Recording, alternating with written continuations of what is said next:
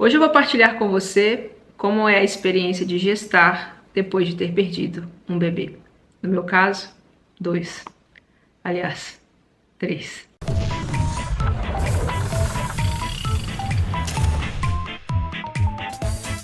Olá, eu sou Cés Portugal, este é meu canal e hoje é dia 29 de abril de 2025 e coloco esse vídeo aqui porque 29 de abril de 2023 era a data provável do parto das minhas gêmeas. Em 2022, em julho de 2022, eu engravidei, como todo acompanhamento gestacional, os médicos colocam uma data provável do parto que contam aquelas 40 semanas de gestação. Quando eu descobri a gestação, obviamente eu ainda não sabia que eram gêmeas, então essa data 29 é colocada lá no cartão da gestante e tudo mais. Por ser gemelar, provavelmente não seria exatamente essa, né? Poderia antecipar um pouco, mas também já vi casos de gemelares que chegaram até as 40 semanas. É uma data significativa para mim, 29 de abril de 2023 seria a data provável, e até me lembro que no dia 29 de abril de 2023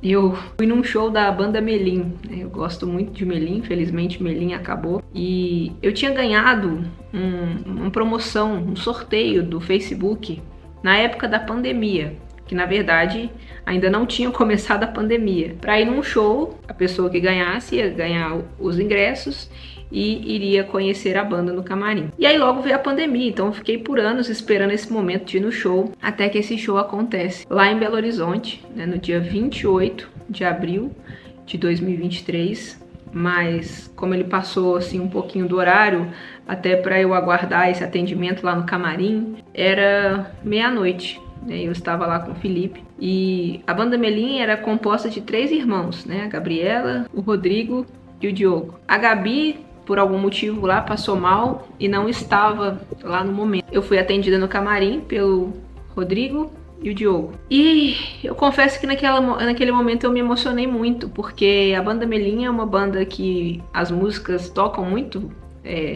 profundo, são as letras muito bonitas, tem a letra que o Diogo fez para a filha dele, Cabelo de Anjo, que acho que é a minha favorita deles. E o Diogo e o Rodrigo são gêmeos, então para mim foi uma coisa bem emotiva ali, de estar com eles naquela data, Até depois falei com eles lá no camarim, comecei a chorar com eles. Confesso que depois que cheguei em casa, falei, nossa, nada a ver ter falado, mas enfim, emoções a gente não controla. Falei com o Felipe, você acha que eu falei demais? Ele, não, você se emocionou. O que aconteceu, se você não sabe da minha história, no dia 30 de novembro de 2022, quando eu estava com 18 semanas e alguns dias, acho que 5 dias, não me lembro, eu entrei em trabalho de parto, Então as minhas gêmeas nasceram extremamente prematuras e elas viveram só alguns minutos de vida. No começo do vídeo eu falei pra você que eu perdi 3 bebês. O que aconteceu aqui no mesmo 2022, em fevereiro de 2022, dia 18 de fevereiro de 2022, eu descobri que estava grávida. E no dia 22 de fevereiro de 2022, eu perdi aquele bebê. Eu fiquei praticamente aí 5 dias com a Vitória, celebrando que estava grávida. Então, eu perco esse bebê em fevereiro de 2022, em julho eu engravido novamente. E na minha cabeça, aquela dor de ter perdido aquele bebezinho já tinha sido um aprendizado, já tinha sido uma luta. Me lembro que eu gravei um vídeo, no dia que eu descobri que estava grávida e falava com as pessoas aqui do canal, se você está vendo esse vídeo é porque deu tudo certo até aqui, porque na minha cabeça eu corri o risco de perder ali no comecinho, como foi o outro. Eu tenho 2 filhas que não tive nenhum problema na gestação delas, nenhum mesmo.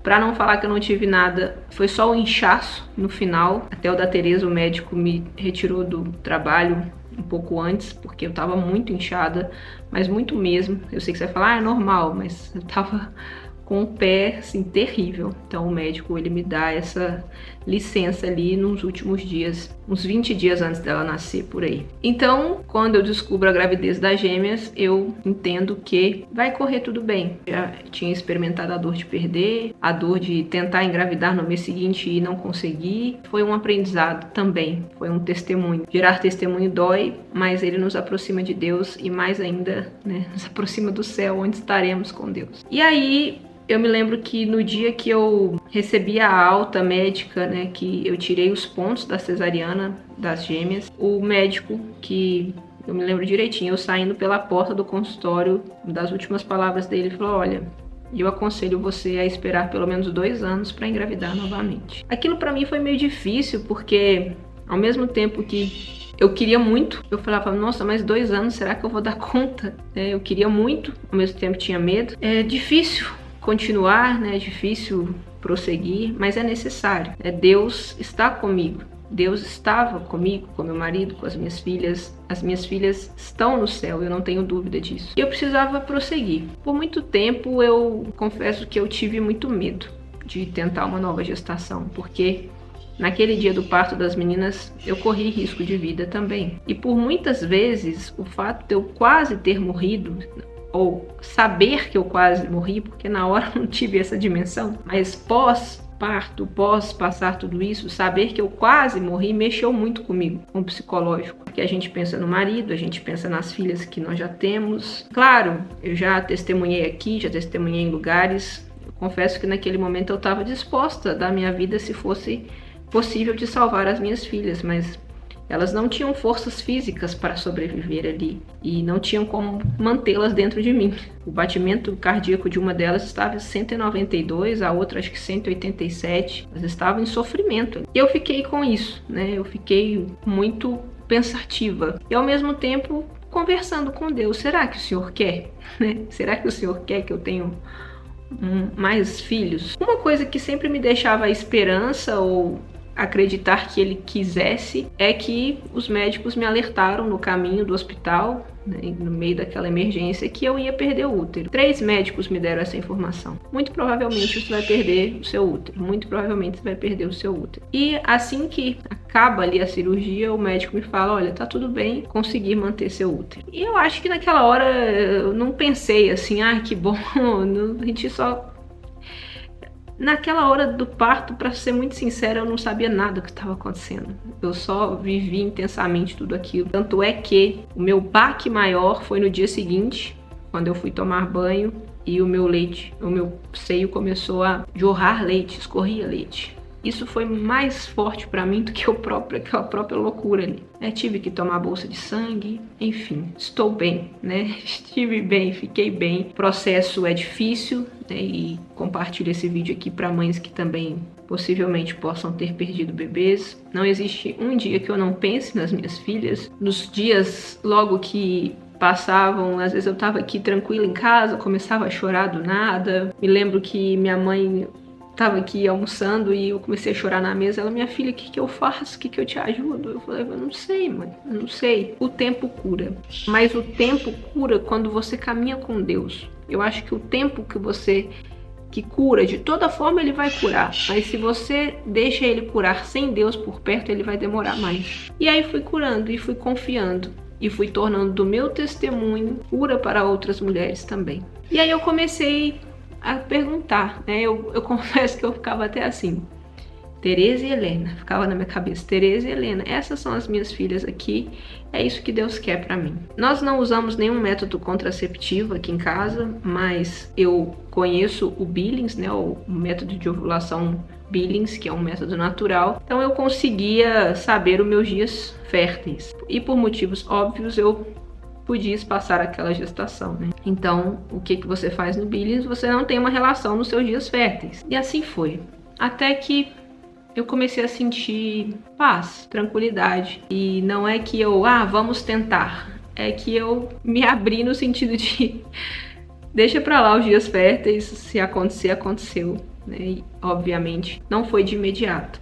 E a partir do momento que não foi de imediato desse meu controle dos dias férteis, no sentido de que eu não engravidei imediatamente, aí sim eu comecei a pôr a mão na cabeça e falava: às vezes não é a vontade de Deus. E a gente tem que consentir com a vontade de Deus. A gente tem que entender o que é ela para nós. E a partir disso eu começo a caminhar nesse ponto de que será que vamos ter outro bebê? Falando assim para Deus, né? Já até falei aqui com vocês: se for para eu ter um outro bebê, que esse bebê venha para ser cura para mim. Que esse bebê venha para ser cura para as minhas filhas. Cura para a nossa família. O homem, ele é mais retido com as emoções, mas pode ser que algo também ficou ali no meu marido. E eu pedia isso, que seja uma gestação tranquila, para que as minhas filhas tenham a dimensão o que é gestar. Eu não gostaria que as minhas filhas crescessem com aquela imagem de ver a mãe na cama, sangrando, de ver tudo o que foi, de ver um bebê se perder, né? Até esses dias a Tereza ficou brava porque ela perdeu num jogo.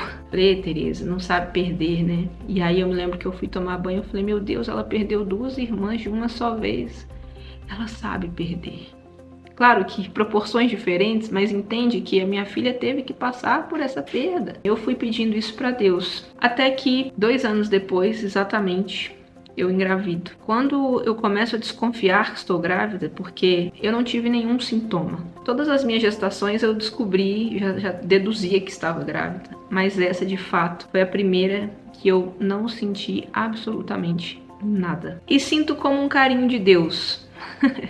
Porque era para ser daquele jeito, né? E eu me lembro que na última noite, assim, que era para ser o último dia do meu ciclo menstrual, né? Porque meu ciclo é muito regular, então eu nunca tive um ciclo de 30 dias. Nunca tive, né? Em toda a minha história, tudo que eu anoto, nunca tive um ciclo de 30 dias. Então, na noite do 29º dia, eu comecei a meio que dar uma surtada. Porque naquela semana, como foi demorando para vir, que tava com um ciclo de 25, 26, no 27 eu já tava, tem alguma coisa, mas eu já tive ciclos até de 29. Então, vamos aguardar. Porque Deus não vai bater com a mesma data das gêmeas, né? Seria muito pra minha cabeça.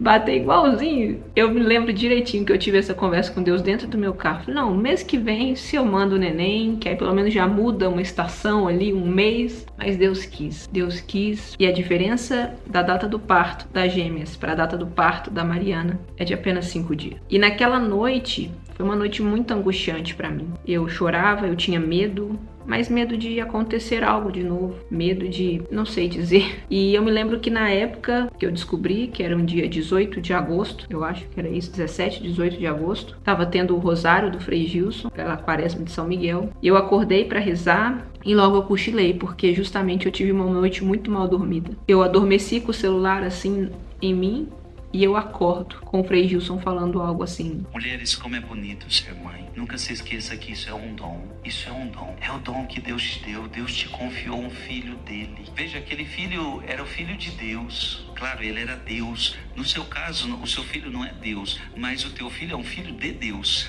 A mesma coisa que acontece com Maria, aconteceu com você. É um filho que não é teu, é um filho que você recebeu de Deus para você cuidar. Rezo pelas mamães. As mamães que estão aflitas, as mamães que estão cansadas, as mamães que precisam de oração para os seus filhos, as mamães que estão grávidas. Rezo por aquelas que precisam engravidar, aquelas que sonham em engravidar. Entende o carinho de Deus? Então, assim, não foi coincidência, porque o Frei podia ter rezado isso em qualquer outro dia, em qualquer outra circunstância, mas eu acordo com essa frase, né? Eu começo a rezar o rosário com ele, adormeço, e aí ele fala exatamente essas palavras. Inclusive depois compartilharam esse vídeo, esse trecho exatamente. Eu falei, meu Deus, é a frase que eu ouvi durante a noite. É como se Deus tivesse me despertado daquele sono para me dar esse recado de confiança. Não é fácil caminhar a cada dia depois de ter perdido um bebê. Eu perdi com 18 semanas, né? Eu fico pensando, tem uma blogueira, influenciadora que se chama Karine Carrijo,